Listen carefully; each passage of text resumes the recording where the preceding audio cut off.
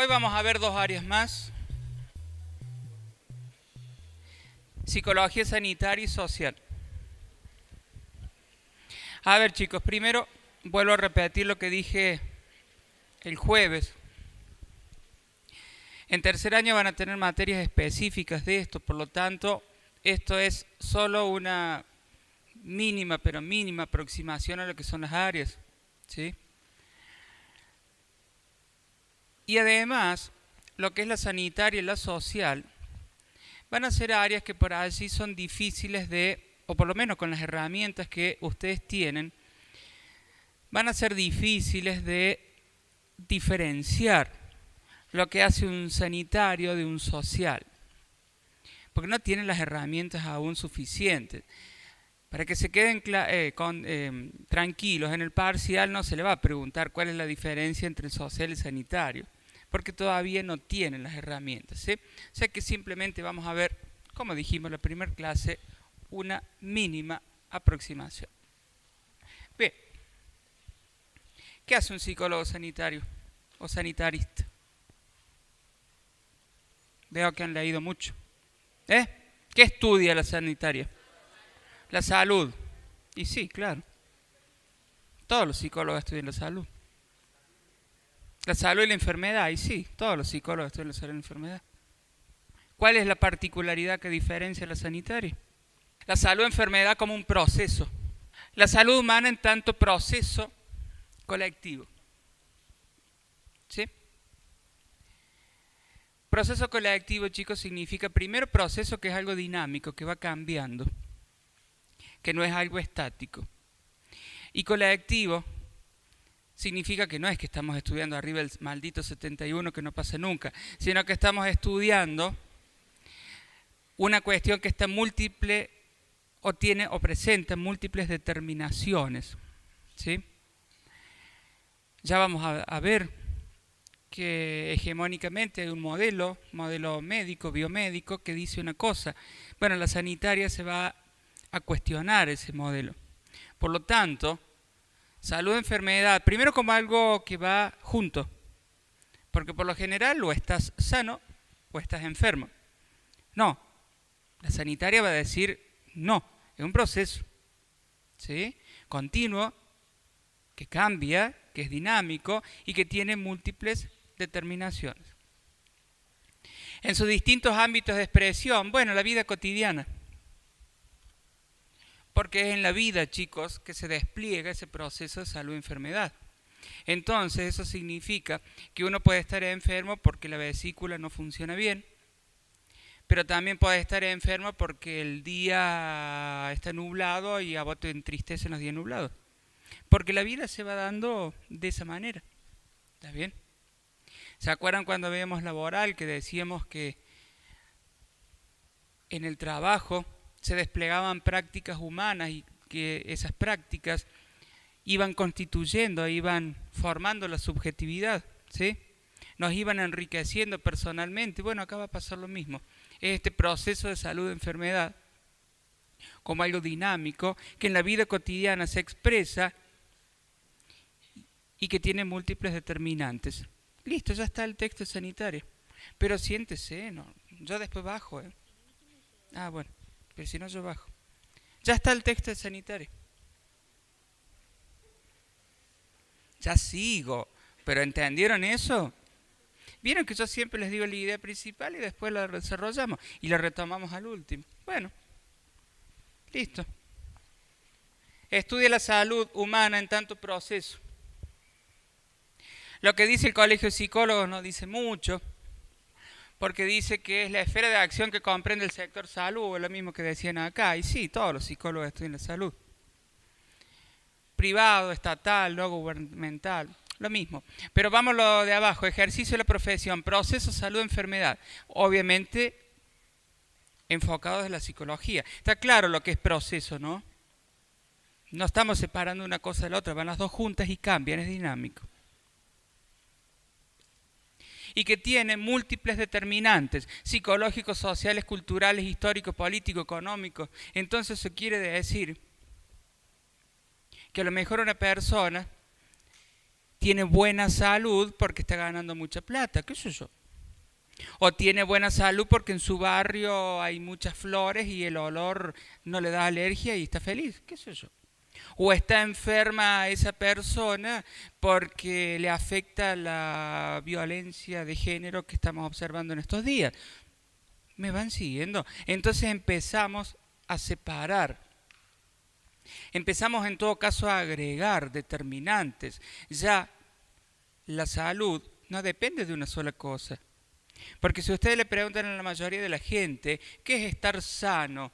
Y te van a decir, bueno, estar bien. ¿Y qué es estar bien? Tener plata. Y bueno, pero además de eso, bueno, no tener nada físico, te dicen. Mucha gente puede decir eso.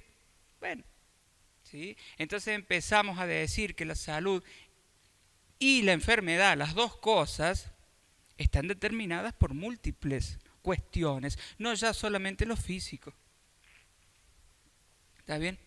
Ustedes dirán, oh, pero qué sonceras, si eso ya lo sé. Ustedes lo saben, o ustedes creen que lo saben, pero en el imaginario de la gente, la mayoría le va a decir eso. Estar sano es no tener algo físico. El otro concepto importante que quiere transmitir Dávila, que ya lo hemos visto el jueves pasado, es el concepto de interdisciplina o interdisciplinariedad. Ustedes ya saben lo que significa eso. Significa que el campo de la psicología, o como vamos a ver ahora en social, es un campo complejo, y esa complejidad, chicos, solamente puede ser abordada desde la interdisciplina, o sea, apelando a múltiples disciplinas. Pongamos un ejemplo concreto. Supónganse que yo quiero conocer los índices de violencia de género para diseñar un programa de prevención en un X barrio de Córdoba. Necesito sí o sí, en primer lugar, conocer datos demográficos, o sea, la cantidad de habitantes, la cantidad de mujeres, la cantidad de hombres, la cantidad de casamientos, lo que sea. Entonces, obviamente, necesito datos, por ejemplo, demográficos. ¿Las qué? Variables. Variables. Sí. ¿Sí? Y si quiero diseñar un programa de prevención para X cosa, probablemente también necesite datos epidemiológicos. O sea, estamos frente, otra vez, a una cuestión compleja que necesariamente debe ser abordada desde lo interdisciplinario. Más allá de lo que dice allí, la ecología, la antropología, etcétera, etcétera, pero todo va a apuntar a justamente esos factores psicosociales. Ojo, la sanitaria, chicos, o un psicólogo sanitarista, obviamente que si una persona, qué sé yo, tiene su hígado que no funciona, no va a negar que esa persona tiene un problema de salud, se entiende, ¿no?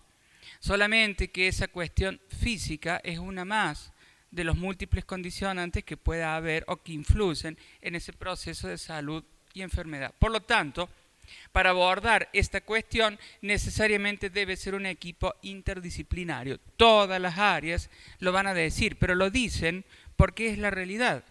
Si vos querés entender un fenómeno tan complejo como este, necesariamente lo tenés que abordar desde múltiples perspectivas. Ahora, cuando hablamos de salud, en el imaginario de la gente ya dijimos, se separa, o estás sano o estás enfermo. ¿Puedo hacer una pregunta? ¿Se puede relacionar, por ejemplo, con el estrés, la psicología sanitaria? O sea, el interactuar, digamos, el poner que estás mal psicológicamente, lo estás pasando mal psicológicamente y uno como que lo transmite a través del cuerpo. ¿Es eso? Sí, lo psicosomático. El estrés. Ella dice el estrés y puede ser, sí, claro. Lo que pasa, chicos, que, bueno, ustedes recién empiezan, pero tampoco caigamos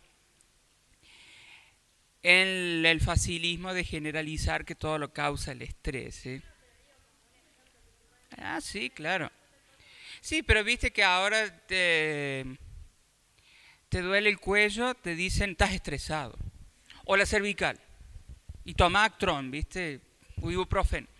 Entonces te duele acá, estás estresado. Te duele acá, estás estresado. Por eso digo, no caigamos en ese facilismo. Lo que usted da, el ejemplo es correcto. Porque todo depende también del estrés de muchas otras cuestiones. Pero bueno, vamos a la noción de salud. Decíamos, mucha gente considera que salud, enfermedad son dos cosas distintas. La sanitaria dice no, son dos cosas juntas, un proceso. Segundo, la noción de salud biomédica, ausencia de padecimiento, eso tiene que ver con un modelo hegemónico, médico, biomédico, biologicista individual, que bueno, esa tiene sus raíces históricas, ¿sí? Y que apunta fundamentalmente a la salud como una mercancía, dice Dávila, y de hecho eso tiene sus consecuencias con la venta de medicamentos. Nuestro país, chicos, es uno de los mayores consumidores a nivel mundial de drogas psicotrópicas. Los psicotrópicos son los ansiolíticos, los antidepresivos, todo ese tipo de drogas, ¿sí? Bueno, lo que debe quedar en claro es que la sanitaria no es que niega lo biomédico, se entiende, ¿no? Vuelvo a decir, si vos tenés una lesión en el cerebro, vas a tener una cuestión médica, pero es solamente uno de tantos condicionantes. Lo que por ahí el modelo biologicista se olvida es la perspectiva subjetiva, la percepción de bienestar. ¿Cuántas veces uno tiene la posibilidad de hablar con una persona que, qué sé yo, está haciendo un tratamiento contra el cáncer u otra enfermedad crónica, y le preguntas a la persona y te dice estoy bien, y uno lo ve que está bien, porque tiene ganas de luchar y vivir, y vos ves a una persona que está súper sana desde lo médico y te dice no estoy bien porque no me andan bien las cosas, porque qué sé yo. Entonces hay que empezar a considerar esta cuestión de la percepción subjetiva de lo que es la salud. Y esto tiene una consecuencia, porque el día de mañana, cuando ustedes tengan una persona al frente, va a ser muy fácil o van a querer rápidamente imponer sus modelos de lo que es la salud y enfermedad. Entonces va a venir una persona y te va a decir, usted sabe que yo, la verdad que me siento bien, porque todas las noches a las 3:30 de la madrugada me levanto, me doy un baño de agua helada y salgo a correr con mi perro por la Plaza San Martín a juntar cagadas de paloma. Y vos decís, pero Pavé, mi amor, ¿qué pasa? No está bien eso. No está bien para vos. Pero si la persona está bien, y bueno, está bien. Es su percepción de salud. Puse un caso extremo, pero ojo, porque va a ser muy fácil querer imponer nuestro modelo de salud y enfermedad. Y ustedes deben considerar que cada ser humano tiene un modelo distinto, una percepción distinta de lo que es la salud y la enfermedad, ¿sí? Igual, si encuentran a alguno que hace todo eso, por favor llámenme, porque hay que publicarlo en algún lado. Me lo imagino a las 3:30 juntando las cagadas de las palomas en la Plaza San Martín. Entonces, desde este modelo biomédico, físico, se considera la salud como algo justamente físico. O sea, salud es que no tenés nada físico, enfermedad que tenés algo que en lo físico u orgánico no funciona. Y esto es interesante. La salud vinculada a lo estadístico, ¿se acuerdan la clase pasada que le decía qué es lo normal, qué es lo anormal? Y nadie lo sabe. Para el modelo biomédico, chicos, sí. Significa que si vos, tus órganos están todos funcionando y caes dentro de un grupo o un porcentaje, estás dentro de lo normal. Si no caes en eso, estás dentro de lo anormal, de lo enfermo. Bueno, por eso es que hay estadísticas, ¿sí? Pero bueno, de acuerdo a esta percepción que decíamos recién, es bastante difícil poder caer dentro de las estadísticas, porque para lo que es normal para vos, puede ser no normal para otra persona. Vuelvo a decir, chicos, si tu hígado no funciona bien, o si estás escuchando o viendo cosas que no son, cualquier persona en su sano juicio no va a decir que eso es normal o esperable. Se entiende, ¿no? Yo estoy diciendo cosas que no son tan claras. Bien, ¿pasó? Ahora, entonces, ¿qué vamos a decir? ¿O qué va a decir la psicología sanitaria? La salud como proceso, salud de enfermedad como proceso, entonces es una construcción social. ¿Qué salud es la normal? ¿La estadística o la sociocultural?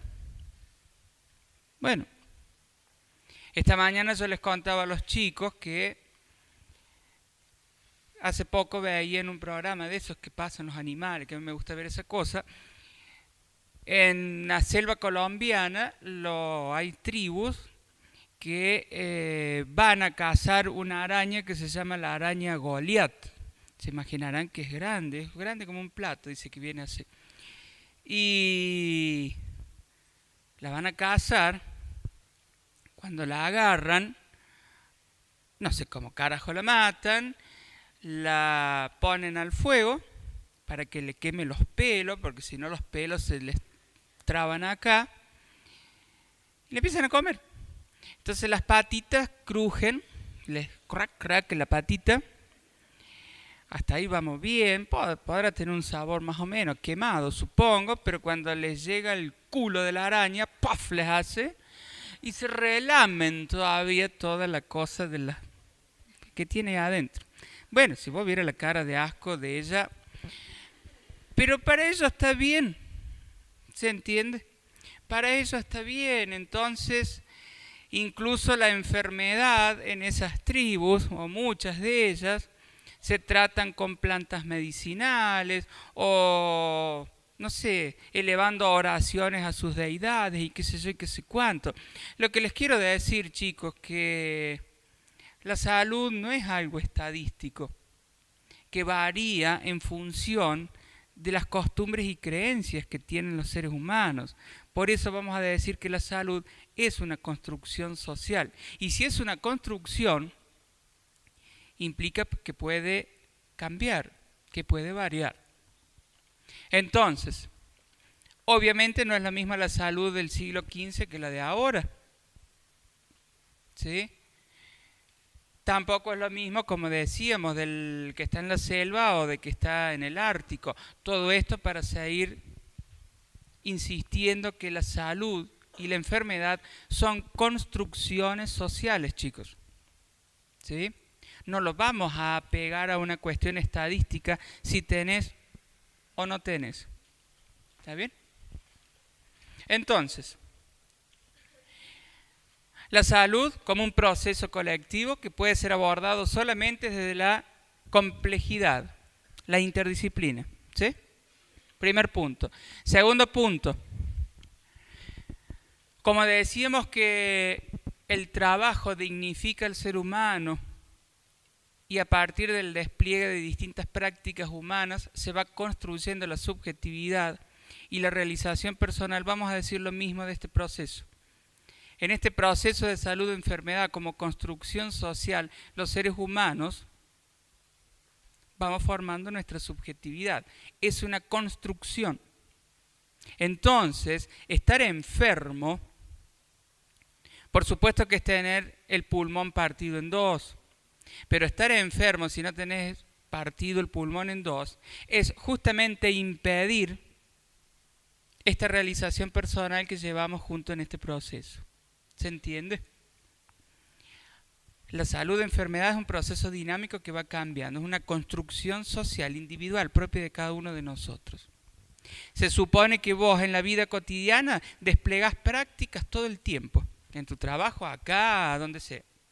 Esas prácticas, ese despliegue, permiten ir construyendo tu subjetividad y te permiten ir realizando personalmente. Entonces, si vos el día de mañana, que estás acostumbrado todos los días a ir a tu laburo y a hacer el laburo bien, qué sé yo, algo pasa, algo te impide desplegar tus prácticas que cotidianamente desplegas, eso provoca el conflicto. Entonces la enfermedad, chicos, no es solamente tener el pulmón partido en dos, es no poder desplegar estas prácticas que vos desplegas todo el tiempo. Por eso dice ahí, no es el conflicto, sino el bloqueo o la imposibilidad que este proceso salud-enfermedad se despliegue como cada uno de nosotros lo desplegamos.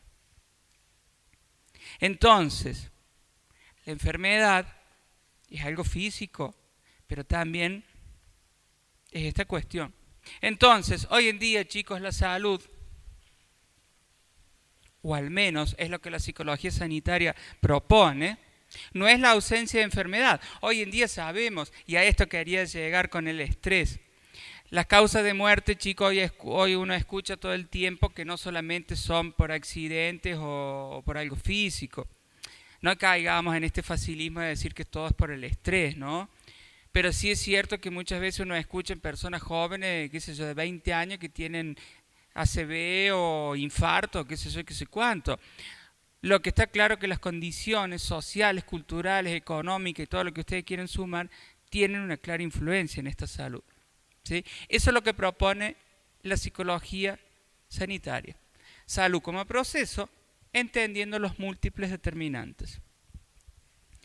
Y Dávila dice, entendamos a este proceso de salud-enfermedad de manera colectiva a través de dos perspectivas, sincrónica y diacrónica. Muy fácil.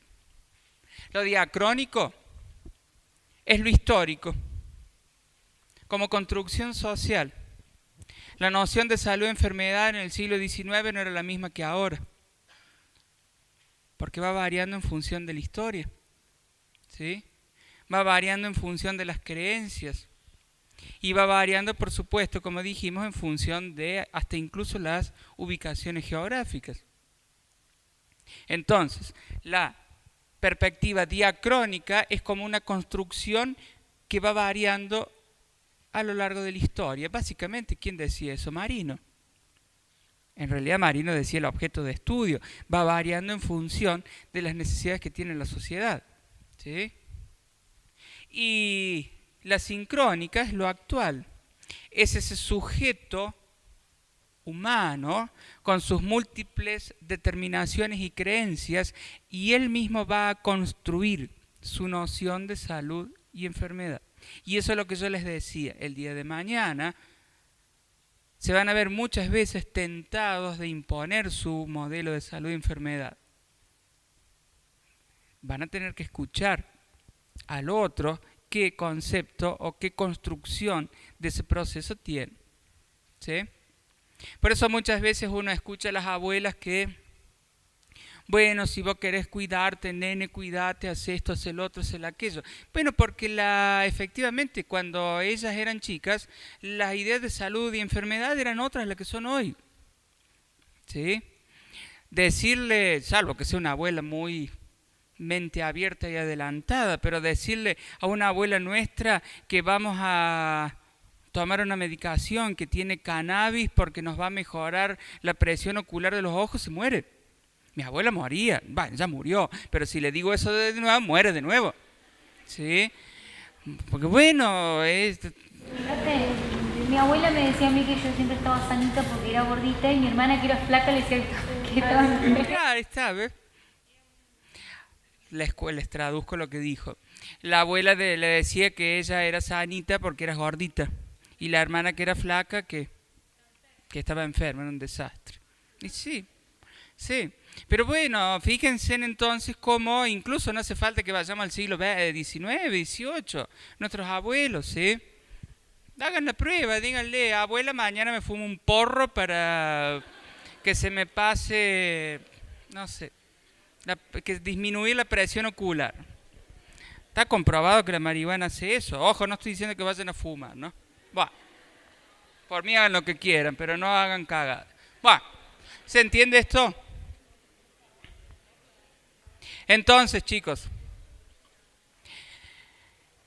el otro concepto importante que introduce Dávila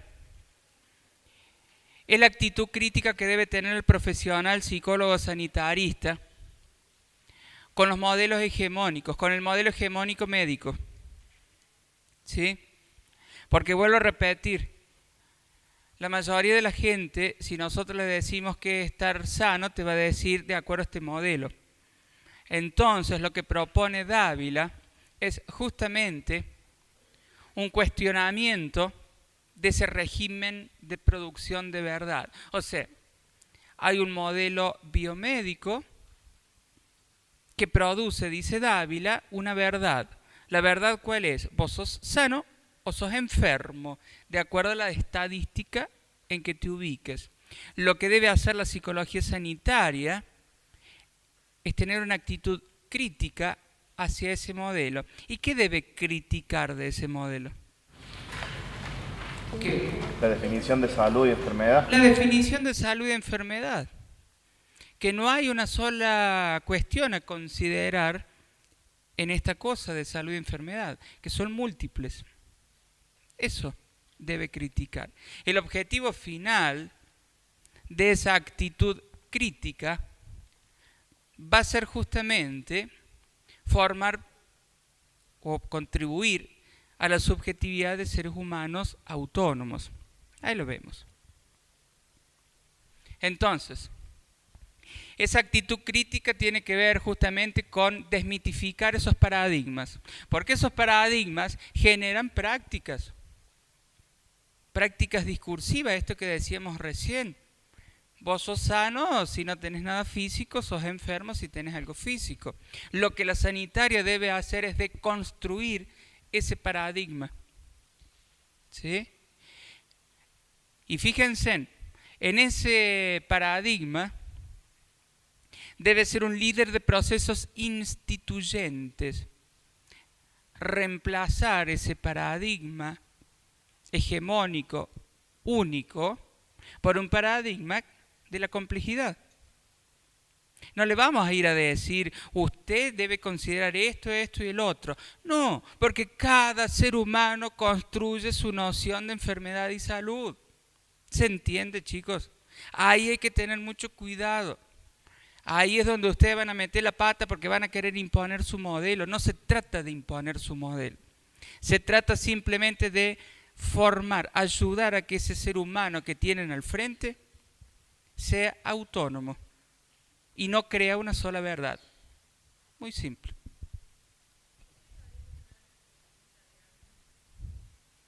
¿Mente abierta dónde? Claro, es que de eso se trata. Pero primero, para formar o ayudar a que los seres humanos sean autónomos y no se crean una única verdad en relación al proceso de salud y enfermedad, estamos hablando, ¿no? No estamos hablando de todas otras cosas. Lo primero que tienen que hacer, chicos, para ustedes poder transmitir esa autonomía al ser humano que tienen al frente, es ser autónomos ustedes y no imponer un modelo, porque si le vas a imponer un modelo al otro, déjate joder. ¿Se entiende? ¿Está bien? Entonces, ¿cómo construir subjetividades autónomas y reflexivas? ¿Cómo aportar a la construcción de ciudadanos que luchen por la salud como un bien social? De eso se trata. ¿Se entiende? De construir, desmitificar este paradigma y considerar que la salud y enfermedad no es una mercancía, no es una cuestión estadística, que hay múltiples otras cuestiones que influyen y que cada uno va a construir su noción de salud y enfermedad. Muy simple, de eso se trata. Pero primero, para hacer esto, ustedes la deben tener clara, porque si no van a imponer su modelo y no sirve de nada. Digo yo. Bueno, como siempre, el resumen, que ustedes lo tienen allí. Hagamos un resumen del texto. Ya dijimos que todo ese chorro de cosas, zona de desarrollo próximo, las no sé qué del psicólogo no se evalúa, no le estudien de memoria, ¿no? Primer concepto, ¿qué estudia la psicología sanitaria? Salud y enfermedad como un proceso dinámico y colectivo. Bien. ¿Dónde? En la vida. La vida que se despliega por todos lados. La vida. ¿Cómo abordamos esa cuestión compleja? Con la interdisciplina, a través de la interdisciplinariedad. Tenemos un modelo hegemónico, el modelo médico. ¿Cuál es la función del psicólogo sanitario? Desmitificarlo, deconstruirlo. Primero en uno, después en el otro, con el objetivo final de ayudar a la autonomía de los seres humanos. para justamente que cada uno de nosotros considere la salud como justamente una construcción. Entonces lo que es sano para vos no es lo mismo para ellas. Si leyeron el texto de Psicología Social, habrán visto que es un texto histórico y eso tiene su fundamento. Básicamente tiene su fundamento porque los autores van a plantear que la psicología social es un campo problemático. Ustedes saben que problemático no es malo. Es un campo problemático y provisorio, o sea que va cambiando. Efectivamente, la idea de hacer un texto histórico en 4 periodos, los cuales vamos a ver, da cuenta justamente de esto, de cómo la psicología social fue variando y cambiando su objetivo.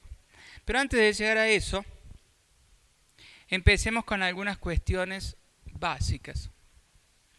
La psicología social, dicen los autores, es el estudio científico. Cuando hacemos referencia científica, hacemos referencia al método empírico de investigación.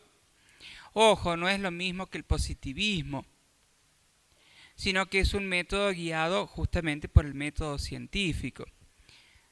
Pero no estamos hablando de algo demostrable empíricamente, porque vamos a trabajar con cuestiones sumamente subjetivas. De cómo los pensamientos, sentimientos y comportamiento de las personas, ahí vamos a incluir, chicos, todo lo que se pueda medir en un ser humano, las variables, y ahí vamos a poder tener lenguaje, memoria, atención, pero también vamos a tener cuestiones que no se pueden o no son fácilmente medibles, como por ejemplo las representaciones sociales que cada uno de nosotros tiene. Eso va a ser muy difícil de medir. O los pensamientos, las creencias, eso no hay forma de medirlo, ¿sí? Son influenciados por la presencia real, imaginada o implicada de otras personas. No estamos diciendo que estamos alucinando, no, sino que estamos diciendo que los seres humanos somos propensos a la influencia social, que la sociedad nos influye. ¿Cómo qué? Como las modas, sí, ahí tiene un ejemplo. Porque no vivimos adentro de un termo, porque vivimos en un medio social. Incluso alguien que viva en la punta del cerro Pan de Azúcar en Cosquín, lo mismo va a estar influenciado por un medio social. Claramente no serán las mismas influencias, pero todos somos propensos a la influencia social. De hecho, esto es visible apenas nacemos en la familia, después en la escuela, en la universidad, en el trabajo, toda la vida, ¿sí? Esa es la definición de psicología social. Ahora, ¿qué estudia? Lo vamos a definir como un campo problemático, complejo y contradictorio y provisorio. Complejo ya sabemos, no es malo, al contrario. Provisorio porque va a ir cambiando. Contradictorio y sí, porque hay ideas que no encajan unas con las otras. Pero ustedes ya saben que eso no es malo. Premisa de base, lo que va a estudiar, la construcción de la subjetividad humana. ¿Se acuerdan que yo les decía el jueves que los seres humanos en el trabajo construimos nuestra subjetividad? Recién dijimos que la salud y enfermedad ayuda a la realización personal, la construcción de subjetividad. Bueno, la social va a estudiar eso. Cómo los seres humanos elaboramos, construimos nuestro espacio psíquico e intrapsíquico e intersubjetivo en relación con los otros, porque no vivimos en un termo, vuelvo a decir, ¿sí? Incluso los animales tienen su sociedad también, ¿tá? Entonces, claramente tenemos que estudiar, o el psicólogo social estudia cómo construimos nuestra subjetividad, cómo nos hacemos humanos, a través de distintos procesos de socialización, en la escuela, en la familia, acá en el trabajo, teniendo como premisa esta cuestión, que somos propensos a la influencia social. Entonces, vamos a construir no solamente una representación de sí mismo, porque yo sé que soy una persona distinta a ella, ¿sí? Pero no es solo físico, porque el cerebro sabe que cuando se termina la piel, se acabó mi yo, porque ya viene otra cosa. Estamos hablando de una representación simbólica, chicos, ¿sí? Pero además, cada uno de nosotros tenemos representaciones de los otros, porque yo sé que ella es un otro distinto a mí. Pero además también tenemos una representación de la realidad, una representación colectiva de la sociedad. ¿Se entiende, chicos? Pero todo esto no es una representación de un mapa, es lo simbólico, es como nosotros significamos a las cuestiones que nos rodean. ¿Está bien? Entonces hay una representación nuestra que nos permite decir yo soy, qué sé yo, vos sos, y esta sociedad es tal cosa. ¿Está bien? Entonces la psicología social parte de la premisa que es en este despliegue de estas representaciones que vamos formándonos, formando nuestra subjetividad. Y lo interesante que además, a medida que vamos formándonos, vamos formando representaciones nuestras de los otros y de la sociedad, ¿sí? Entonces, la social va a tener el sujeto, por supuesto, lo social, lo simbólico, y es en función que este sujeto con eso simbólico significa y forma las representaciones sociales de vos como persona, del otro y de los otros. Y es en ese despliegue de lo social donde se va a ir formando la subjetividad. Y que por supuesto en estas prácticas se van a desplegar cuestiones de salud y de enfermedad. Igualmente, chicos, el psicólogo social es raro verlo trabajar en un consultorio. Por lo general los psicólogos sociales se abocan más a lo que tiene que ver con la investigación. Igualmente, chicos, nada impide que un psicólogo social ejerza la psicología clínica o al revés, ¿se entiende, no? Simplemente estoy describiendo un poco la realidad. De tal manera que esas tres cuestiones construyen el objeto de estudio de la psicología social. ¿Queda claro, chicos? No. ¿Qué es lo que no entienden? ¿Entienden todo? Bueno, se joden ustedes. Entonces, por eso, chicos, como cada ser humano es único, individual y resignifica lo simbólico en función de sus propias creencias, es por eso que el objeto de estudio de la psicología social es un campo problemático. Nadie está diciendo que es fácil. ¿Qué va a ser fácil? Si cada uno simboliza, resignifica en función de sus creencias. No, pero puede ser que por eso se vaya armando como en distintos grupos y cada una funciona de los objetivos mismos.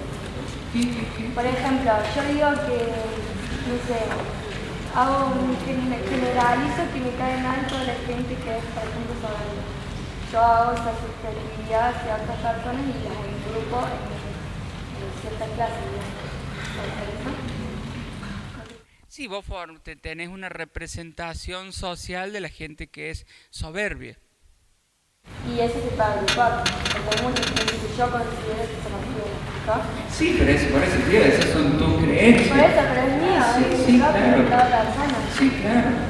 Bueno, a lo que ella va es que a través de esa representación se junta en un grupo y se va a otro. Y justamente es allí donde se despliegan estas prácticas humanas, en función de las representaciones que cada uno resignifica y se representa, efectivamente, es así. Y es en esa trama de representaciones sociales justamente que se despliegan las prácticas humanas. Y eso es lo que estudia la psicología social. ¿Sí? No solamente cómo se construye la subjetividad nosotros propia, sino cómo en el interjuego de estas prácticas en este campo se va construyendo. Bueno, históricamente allí el texto empieza con una fecha que ustedes ya conocen de memoria, que es Gund.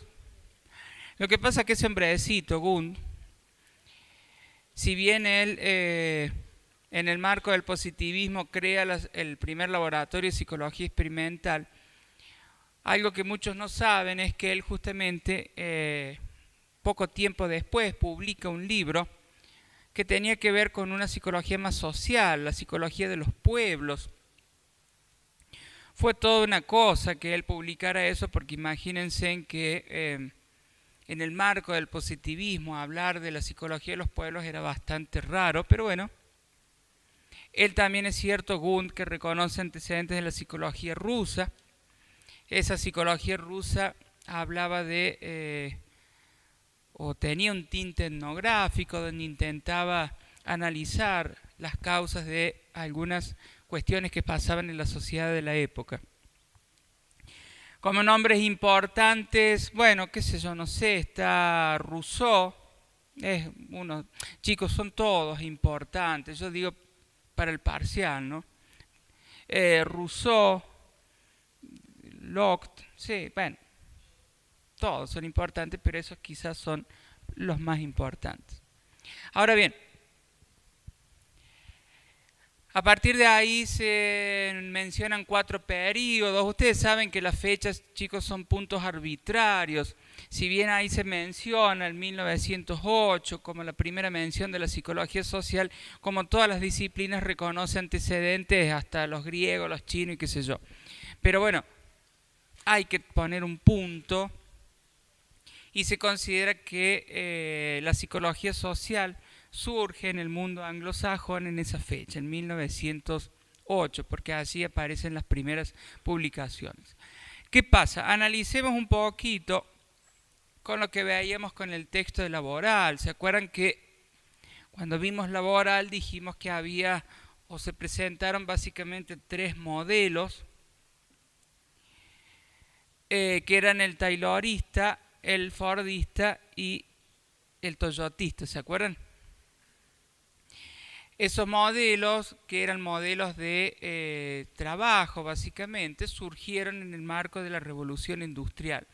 Pero la revolución industrial no solamente tuvo un impacto en los modelos de trabajo, sino también en la sociedad misma. Y el impacto fue básicamente lograr una estratificación de la sociedad. De tal manera que teníamos una clase trabajadora, que era la que posibilitaba que esa revolución industrial se pudiera llevar a cabo. Teníamos la clase de la burguesía, donde era la clase alta, la beneficiada de la revolución industrial, y teníamos, por así decirlo, la clase que quedaba por fuera, una clase baja, ¿sí?, que quedaba por fuera de este proceso.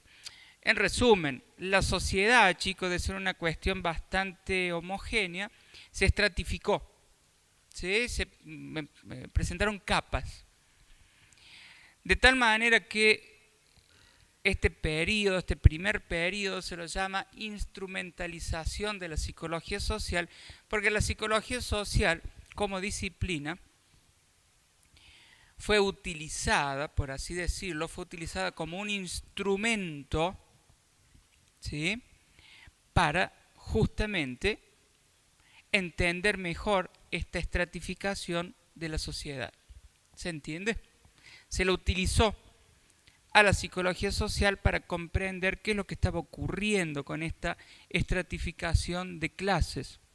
Por eso es que también se la une a este periodo de la revolución industrial. En cualquier caso, ustedes deben tener en cuenta lo que decía Correa al principio. El campo de la psicología social es problemático, contradictorio y provisorio. Ahora, en esta época, la psicología social que estudiaba, bueno, esta estratificación de clases.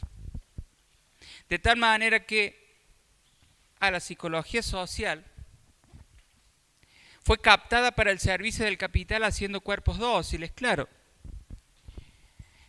Esta estratificación convenía a muchos, de tal manera que era deseable mantener esta división y un grupo, los laburantes, por así decirlo, que eran los que permitían que se llevara a cabo justamente este proceso de revolución industrial. Por eso, chicos, se lo llama instrumentalización, porque se la utiliza a la disciplina de la psicología social como un instrumento para mantener esta estratificación de la sociedad. En el segundo periodo, norteamericanización, si no lo leo no lo digo, estamos hablando por supuesto de Estados Unidos, y ustedes deben considerar dos cosas. Uno, en esta época, estamos hablando de la década del 30, hay dos cosas que son fuertes en esa época. Uno, el positivismo, pero que empieza a debilitarse un poco, pero otra que es muy fuerte, al menos en Estados Unidos, y tiene que ver con el conductismo. ¿Sí? El conductismo es muy fuerte en Estados Unidos. Recuerden que el objetivo del conductismo, palabras más, palabras menos, es el control y la predicción de la conducta humana, estudiada ella a través de métodos empíricos objetivos. Para esta época, de acuerdo a lo que vimos la clase pasada, el modelo taylorista es muy fuerte. ¿Y qué decía el modelo taylorista? Repasemos. El trabajador es un ser motivado únicamente por el dinero, ¿sí? El trabajo es una cuestión en serie. La palabra clave es la eficiencia, hay que producir mucho. Y se necesita, bajo una estructura rígida, un ser dócil, ¿sí? La psicología social, chicos, fue utilizada de nuevo para entender mejor y hacer de los trabajadores alguien dócil. ¿Se entiende? Por eso se llamó este periodo norteamericanización, porque en ese momento el conductismo era fuerte y lo que se intentó con la psicología social, basado en las premisas del conductismo, era controlar y predecir la conducta para hacer que esos laburantes tayloristas fueran dóciles. ¿Sí? ¿Qué es lo que quería el modelo taylorista justamente? Otra vez se utiliza a la disciplina de la psicología social para un fin y se llamó psicologización de problemas sociales, porque en realidad, chicos, si los trabajadores los motivaba el dinero u otras cosas, no tenía que ver con algo psicológico, son cuestiones más sociales, culturales. Sin embargo, desde la psicología se intentó estudiar, controlar y predecir esa cuestión justamente basados en esta cuestión del conductismo y el taylorismo. Y le cerraba a todo el mundo. ¿Se entiende? Bien. Conductismo, que es tal, interaccionismo, psicoanálisis, no se les va a evaluar eso, ¿no? Así que no estudien eso. Sepan que en este momento, segundo periodo, se llamó norteamericanización por esto, psicologización o lo que mierda sea por lo otro, pero no se les va a evaluar lo que dijo cada una de esas corrientes, ¿no? Ustedes saben, chicos, que en lo laboral, estrictamente, cuando vimos el texto, dijimos que justamente el modelo taylorista en un momento básicamente se transforma al modelo fordista, que pequeñas diferencias es lo mismo, solamente que el modelo fordista trabajaba o producía en masa, en mucha mayor cantidad. Pero sabemos que el modelo fordista entra en crisis. En realidad el que produce en grandes cantidades, en masa, es el fordismo, que surge justamente con o de allí proviene el nombre, con las empresas automotrices. El modelo taylorista es lo mismo, pero no produce tanto en masa, ¿sí? Por eso digo, la única diferencia es la cantidad de la producción. Pero el modelo toyotista hace entrar en crisis a este modelo fordista porque empieza a considerar que los seres humanos no solamente van por el dinero, sino que se despliegan prácticas que son importantes, que hay que escuchar el factor humano, servicios, etcétera, etcétera. Eso y muchas otras cuestiones empiezan a hacer entrar en crisis a la psicología social. O sea, los intelectuales de la época, la sociedad, le empieza a decir, psicología social, está todo bien, pero ¿por qué no empezamos a estudiar lo que pasa en la sociedad? Dejemos tratar de ser tan neutral y empecemos un poco a criticar lo que pasa actualmente. Claro, ustedes deben siempre ubicarse en el contexto social. En esta época, chicos, el conductismo empieza a debilitarse y ya está hablando en lo que es Latinoamérica. Si ustedes recordarán, cuando vimos la historia de nuestro país, muchos hechos sociales, políticos y culturales ocurren en esta época. Algunos positivos, algunos negativos, algunos en sístole, algunos en diástole, ¿se acuerdan? Pero esto no solamente ocurrió en nuestro país, en Chile, en Brasil, en Cuba, en Bolivia, en todos los países hubo procesos de gobiernos democráticos, gobiernos de facto, de tal manera, chicos, que se estaban produciendo muchas cuestiones a niveles sociales.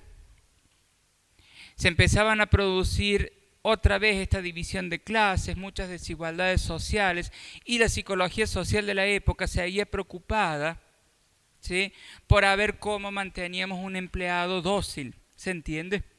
En ese sentido se empezó a criticar a la psicología social y se le empezó a pedir que se ocupara de lo que le estaba ocurriendo a la sociedad. Pero para hacer eso tenía que dejar de ser neutral, tenía que empezar a criticar la iglesia, criticar el poder político, criticar, ¿sí? Por eso es que la psicología social de la época entra en crisis, ¿sí? Porque se le solicita, se le pide que deje de ser neutral y empiece a entender los cambios que ocurren en la sociedad, los conflictos que se ocurren en la sociedad, conflictos que son inevitables, pero que hasta ese momento la psicología social no los abordaba. En nuestro país hay dos nombres muy importantes que los hemos visto en el texto de Sherman: Pichon-Rivière y Blecher, ¿se acuerdan? Pichon-Rivière, Enrique Pichon-Rivière, fue un psicólogo social, psicoanalista, que intentó llevar los preceptos del psicoanálisis para entender lo que pasaba en la sociedad. O sea, Pichon-Rivière, en medio de esta crisis de la psicología social, empieza a tratar de entender lo que estaba pasando en la sociedad, estos conflictos sociales, las desigualdades sociales. Y su marco teórico de referencia fue el psicoanálisis.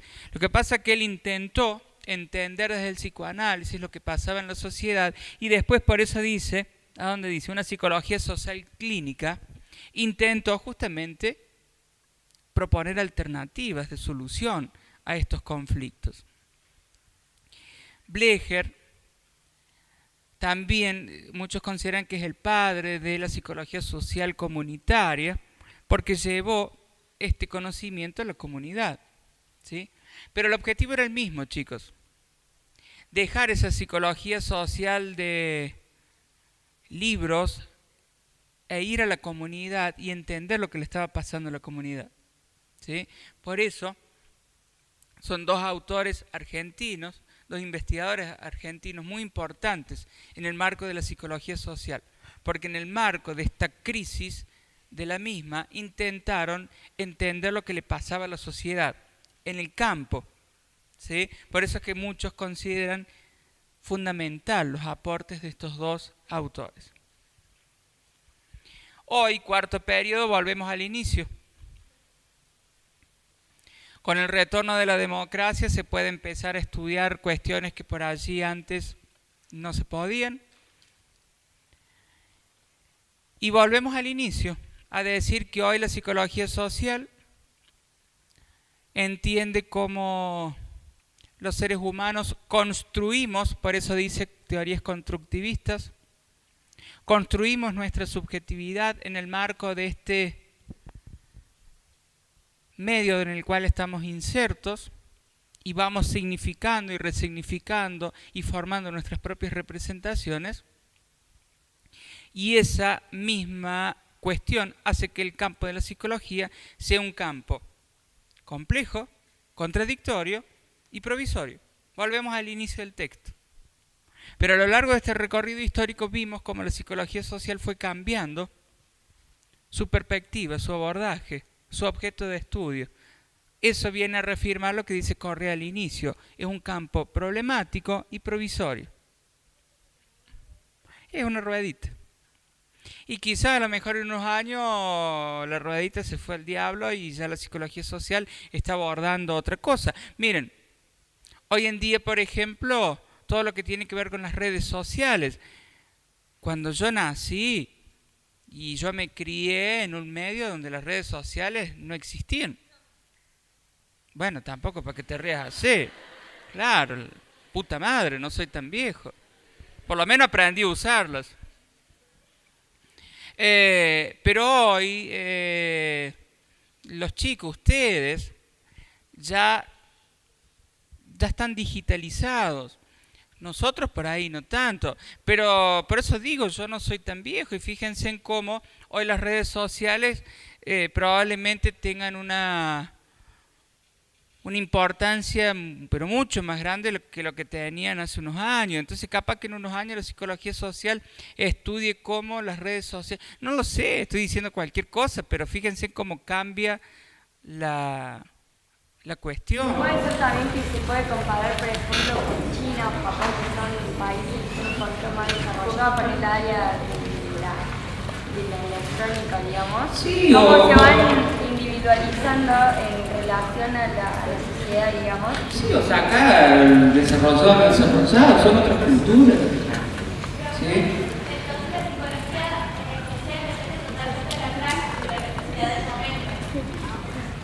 Bueno, la mayoría de los autores van a decir eso. Justamente con eso hacen referencia a que es algo constructivista. Yo no sé si las necesidades sociales, como decía Marino, en todo caso uno podría decir que las prácticas, los individuos van cambiando. Y es ese cambio que obliga a que la psicología social justamente vaya cambiando. Por eso decimos que su objeto de estudio es algo provisorio. Vuelvo a decir, hace 10 años nadie pensaba que las redes sociales tuvieran este rol. ¿Qué sé yo? A lo mejor dentro de 5 años las redes sociales no existen más. ¿Qué sé yo? No sé. ¿Sí? No sé si las necesidades sociales, las prácticas sociales van cambiando. ¿Sí? Es que si vos a un psicólogo social de hace 10, 15 años le hablabas de los procesos de socialización, las interacciones con los seres humanos, y te iba a decir la importancia del cara a cara y qué sé yo, qué sé cuánto. Hoy, chicos, las interacciones con el otro, la mayoría de las veces se dan, como vos decís, a través de un me gusta o no me gusta o la foto del no sé qué. No digo que esté bien ni que esté mal, simplemente es lo que pasa. Yo soy el menos indicado porque me habrán visto ahí, ya estaba mirando los mensajitos que me mandaron y Moretti que dice que va a hacer paro y es así, qué sé yo. Pero bueno, por eso digo, no sé si decir las necesidades de la sociedad, pero sí las prácticas de la sociedad.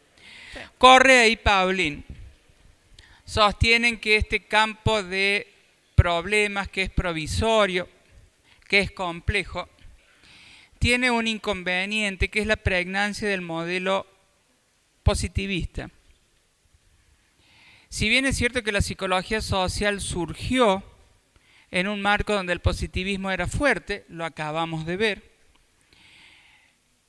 el positivismo fue perdiendo fuerza, pero sin embargo dicen Correa y Paulin que hay muchos investigadores que abordan la cuestión social desde el marco del positivismo.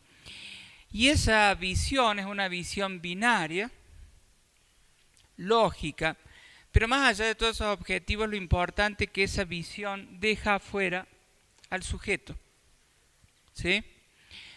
¿Por qué lo deja afuera al sujeto? Porque el positivismo dice que debe ser algo objetivo, donde el sujeto, el investigador, debe estar por fuera. ¿Se entiende? Y una psicología social sin sujeto, como dice el positivismo, claramente, chicos, no sirve. De hecho, cuando empezamos la clase, dijimos que había 3 cuestiones fundamentales. La primera, el sujeto. Ese sujeto que significa con lo simbólico, arma representaciones de sí mismo, de los otros y de la sociedad, y en función de eso va construyendo su subjetividad. Por ende, una psicología social sin sujetos, de acuerdo a la postura de Correa y Paulin, no es una psicología social. Por eso ellos consideran que es un obstáculo. ¿Sí? Esta cuestión del positivismo, ver la psicología social desde el positivismo implica dejar afuera el sujeto. Una psicología social sin sujeto no es psicología social. La última cosa que ellos proponen, que por supuesto debe ser abordado de manera interdisciplinaria, pero además ellos proponen que, o van más lejos, porque debe ser transdisciplinario. ¿Alguien sabe lo que es o a qué se referencia transdisciplinario? La interdisciplina, uno puede estudiar la mente humana, o el alma, o lo que quieran, ¿sí? Abordándola desde múltiples perspectivas, múltiples disciplinas. Pero la transdisciplina implica que en el conjunto de esas múltiples disciplinas uno elabora o aborda un nuevo fenómeno. Supónganse que yo estudio la mente humana con la psicología, con la química, con la biología, con la antropología, la sociología y todas las guías que se les ocurra. Pero bueno, llega un momento que saltamos y en realidad más que estudiar la mente humana queremos estudiar el alma humana. Eso es la transdisciplina. Pasamos a un fenómeno más complejo, que lo vamos a seguir estudiando de manera interdisciplinaria, pero hacemos un salto lógico, chicos. Entonces, lo que dice Correa y Paulin, que necesariamente si queremos entender el campo de problemáticas que implica la psicología social, lo tenemos que abordar de manera interdisciplinaria. Pero ellos dicen, ¿por qué no transdisciplinaria? Cambiar ese objeto, ese campo de problemáticas, ¿sí? Y hacer un salto lógico y estudiar no solamente el medio donde está inserto, sino las múltiples representaciones que en ese medio se dan, ¿sí? O sea, ellos proponen que lo ideal es la interdisciplina, pero lo ideal aún más es poder llegar a una complejidad mayor de ese campo. Esa complejidad mayor implica realizar este salto lógico, cambiar de fenómeno, que eso es lo que permite la transdisciplina. ¿Se entiende? ¿Sí? Bueno, eso es lo que ellos proponen. Lo último que vamos a decir es que la psicología social, como está abordando la construcción de subjetividad y la autonomía que los seres humanos vamos construyendo, además de ser algo científico, como dijimos al inicio, la psicología social es algo político. Político en el sentido no que vamos a estudiar si vos sos peronista o radical, vamos a estudiar cómo los seres humanos en esta construcción vamos tomando nuestra posición frente a los hechos. En ese sentido, la psicología social también es una práctica política. ¿Se entiende, chicos? Porque no solamente vamos a estudiar al ser humano, sino vamos a estudiar cómo él mismo significa lo simbólico. Cuando vos decís que tenés que tener una posición epistemológica, es porque estás haciendo referencia a una práctica científica. El conocimiento que vos tenés que obtener del estudio con la psicología social es un conocimiento científico. Cuando vos decís que es algo ético, teoría epistemológica es lo mismo. Cuando vos decís que es algo ético, es porque tenés que tener en cuenta que el sujeto que vos estás estudiando también se construye en lo político, porque toma posición sobre las cosas. Ético, porque vos tenés que justamente escuchar y respetar la posición del otro. Resumen del texto de psicología social. Los 4 periodos, ¿sí? Ya dijimos las características de cada uno de ellos, no es necesario que se sepan todas las escuelas que vimos en el segundo periodo. La definición de psicología social como un campo problemático, contradictorio y provisorio, ¿sí?